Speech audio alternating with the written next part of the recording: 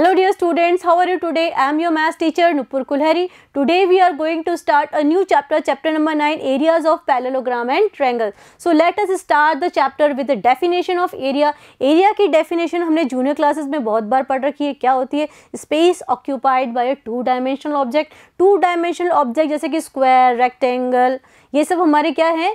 Circle, two dimensional object. तो देखिए area क्या है? Area is the amount of space taken up by a 2D shape. ठीक है, it is measured in square unit such as metre square, centimetre square, kilometre square etcetera.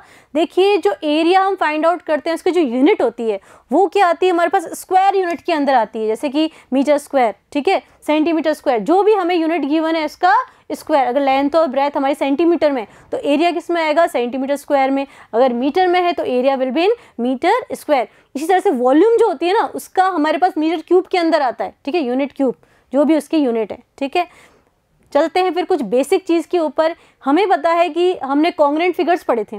तो congruent figures क्या होते हैं? फिगर्स जो कि equal shape and equal size के अंदर होते हैं. ठीक है, two figures are called congruent if they have the same shape and the same size. ये हम ऑलरेडी पढ़ चुके हैं. अब नई चीज़ क्या पढ़ने वाले हैं वो देख लीजिए. If two figures A and B are congruent, अगर हमारे पास कोई भी दो फिगर गिवन है A and B, ये दोनों congruent है,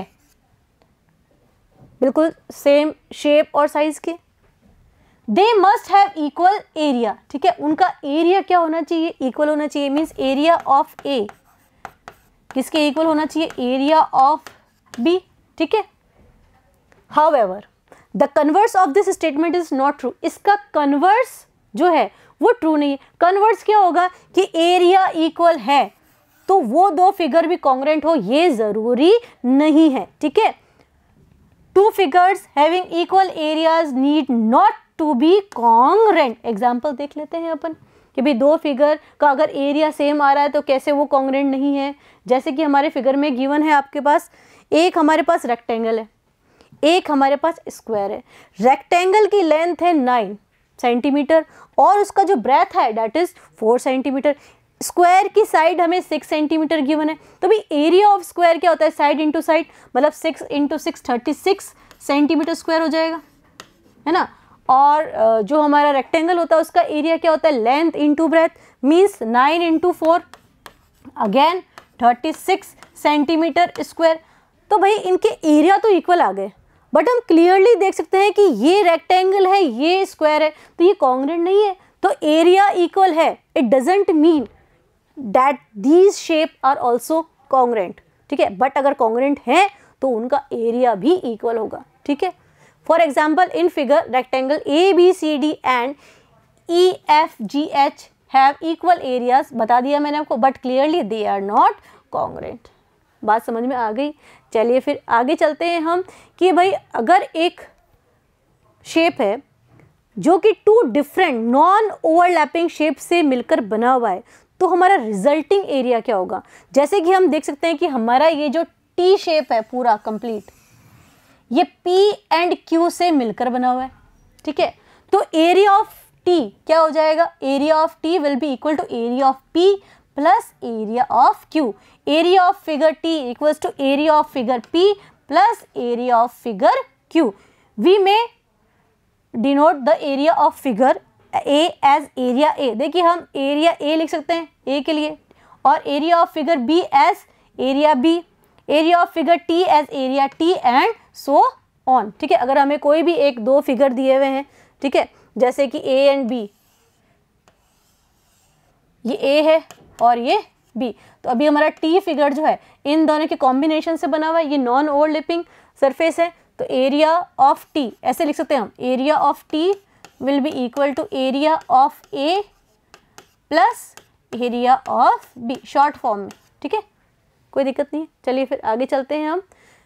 area of a figure is a number. देखिए एरिया क्या है? नंबर है इन सम यूनिट. यूनिट में होता है, हमें सबको पता है, kilometre square, centimetre square, associated with the part of the plane enclosed by the figure with the following two properties. देखिए दो प्रॉपर्टीज होती हैं. If A and B are two congruent figures, अगर A एंड B दो congruent figure है then area of A equal to area of B. तो area of A किसके बराबर होगा?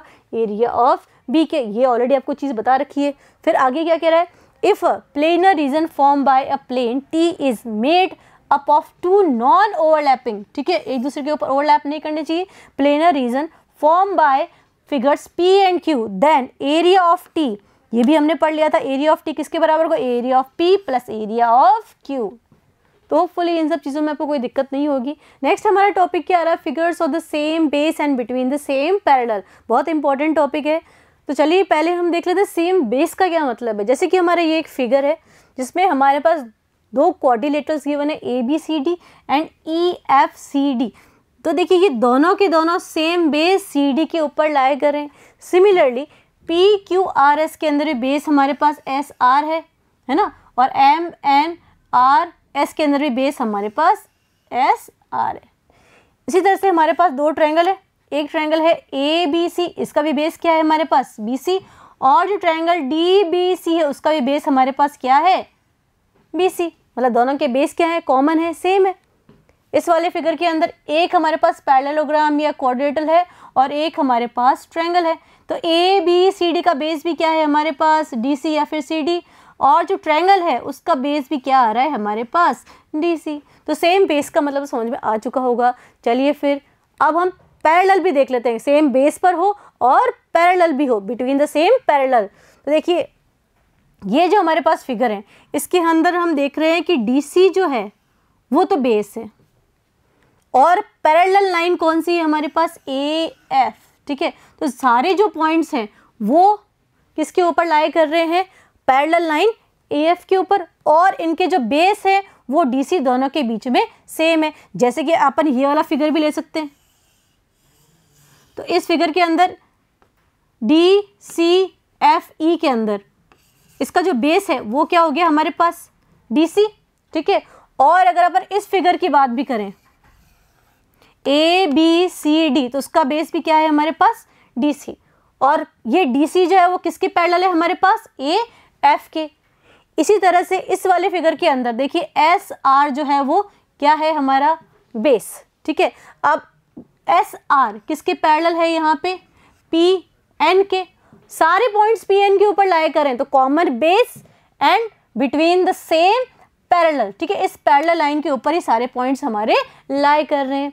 नेक्स्ट हमारे फिगर के अंदर भी देखिए दो ट्रायंगल है हमारे पास, एक ट्रायंगल है ABC है ना, और एक ट्रायंगल है हमारे पास DBC। तो बेस तो हो गया इनका BC, और ये जो BC है ना ये किसके पैरेलल है M के, और M के ऊपर ही हमारे दो पॉइंट लाई कर रहे हैं, that is A and D। अब हम ये क्यों पढ़ रहे हैं वो नेक्स्ट हम जब थ्योरम पढ़ेंगे तो आपको और भी क्लियर हो जाएगा कि भाई बिटवीन सेम बेस और बिटवीन सेम पैरेलल पढ़ने का क्या फ़ायदा है। इस वाले फिगर के अंदर देखिए एक हमारे पास ट्रायंगल आ चुका है, ट्रायंगल कौन सा PDC।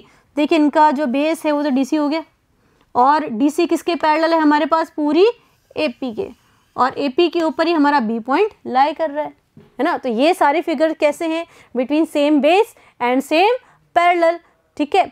चलिए हमारे पास ये जो फिगर है ये सेम बेस तो है किसी के अंदर और सेम पैरेलल नहीं है किसी के अंदर, तो ये हमारे उनसे थोड़ा डिफरेंट है, उसको भी अपन देखेंगे। पर ये जो हमने फिगर्स देखे वो क्या कह रहे हैं कि two figures are said to be on the same base and between the same parallel if they have a common base, जो कि मैंने आपको बताया कि दोनों का कॉमन बेस होना चाहिए, एंड द वर्टिसेस, और उनके जो वर्टिसेस हैं और the vertex opposite to the common base of each figure lie on the line parallel to the base, और जो उसके अपोजिट पॉइंट्स होते हैं वो किसके ऊपर लाई करते हैं, जो भी लाइन इस लाइन के पैरेलल है, ठीक है। जैसे कि ट्रायंगल ABC के अंदर M जो थी वो BC के पैरेलल थी, तो ABC के अंदर जो उसका वर्टेक्स है A वो किसके ऊपर लाई कर रहा है, लाइन M के ऊपर। इसी तरह से DBC के ट्रायंगल के अंदर उसका बेस तो हो गया हमारे पास BC, और उसका जो वर्टेक्स है वो किस पे लाई कर रहा है, अगेन लाइन M के ऊपर, ठीक है। अब देखिए कुछ फिगर्स है हमारे पास जो कि हमने जो भी कंडीशन पढ़ी उसको सेटिस्फाई नहीं करते। जैसे कि ये देखिए इसमें देखिए दो ट्रायंगल्स हैं हमारे पास, इनका बेस तो सेम है QR, बट ये जो D पॉइंट है ना इस लाइन के ऊपर लाई नहीं कर रहा, तो ये सेम बेस तो है बट सेम पैरेलल नहीं है। इस वाले फिगर के अंदर भी देखिए सेम बेस है HQ, बट EF भी अलग जा रहा है और MN भी हमारे अलग अलग जा रहे हैं, सेम पैरेलल पे नहीं है। इस वाले फिगर के अंदर देखिए सेम बेस है, बट अगेन ये E और F अगर यहाँ पे होते ना तो अपन बोलते कि सेम पैरेलल भी हैं। चलिए फिर आगे चलते हैं हम। ये जो फिगर है इसमें भी आप देख लीजिए, इसके तो बेस ही सेम नहीं है। ये देखिए एक का बेस है BC और एक का बेस है BE, ठीक है, तो इनके तो बेस ही डिफरेंस हो गए। पैरेलल तो है, A और D पैरेलल लाइन पे लाई कर रहे हैं, पर इनके बेसिस सेम नहीं है। इसके अंदर भी देखिए इसका बेस है हमारे पास CB, है ना, और जैसे ट्रायंगल ABC है ना, उसका बेस तो हमारे पास BC हो गया, बट जो हमारा क्वाड्रिलेटरल है PQRS उसका बेस क्या है, P से लेके S तक, ठीक है, तो इनके भी बेसिस हमारे पास सेम नहीं है। होपफुली आपको बहुत अच्छे समझ में आ गया होगा कि भाई सेम बेस और सेम पैरेलल्स के बीच वाले कौन से फिगर्स होते हैं और कौन से फिगर नहीं होते हैं। तो उसी से रिलेटेड अपन एक्सरसाइज करेंगे। हमारी एक्सरसाइज 9.1 वो क्या कह रही है, which of the following figures lie on the same base and between the same parallel, in such a case right the common base and the two parallel. तो हमें देखिए जो गिवन फिगर्स हैं उनमें से आइडेंटिफाई करना है कि कौन से same base and same parallel पे हैं, और अगर है तो उनके बीच के पैरेलल लाइंस कौन सी है। जैसे कि हमारा फर्स्ट फिगर ही देख रहे हैं, इसमें देखिए हमारा बेस कौन सा आ गया, DC, तो बेस हो गया हमारा DC, और DC के पैरेलल कौन सी लाइन है, DC के पैरेलल देखिए AB, DC is parallel to AB, तो ये तो same base and same parallel के ऊपर है। पॉइंट P भी हमारा है ना, जो वर्टेक्स है किसका, ट्रायंगल PDC का। इसी तरह से हम नेक्स्ट फिगर पे आते हैं। क्या नेक्स्ट फिगर में same base and between same parallel है, तो नेक्स्ट फिगर के अंदर देखिए बेस तो सेम है SR, बट सेम पैरेलल में नहीं है, क्योंकि MN डिफरेंट है, PQ के ऊपर लाई नहीं कर रहा ना MN, तो ये हमारा केस नहीं है। थर्ड वाले में देखिए, थर्ड वाले के बारे में क्या विचार है आपका, सेम बेस पे है, यस ये सेम बेस पे है। देखिए ये हो गया बेस, जरूरी नहीं है बेस नीचे ही हो, साइड में भी हो सकता है, ठीक है। तो ट्रायंगल हमारा TRQ, बेस क्या हुआ QR, और QR किसके पैरेलल है हमारे पास यहाँ पे, SP के, ठीक है, और जो हमारा पॉइंट है ना ट्रायंगल का वो किस पे लाई कर रहा है, SP पे ही तो लाई कर रहा है। तो ये जो फिगर है same base and between same parallel है। नेक्स्ट पे चलते हैं अपन क्वेश्चन नंबर 4 पे। देखिए इसमें भी देखिए बेस डिफरेंट है, इसका बेस PQ है और इसका बेस BQ है, तो ये तो बिल्कुल भी नहीं है।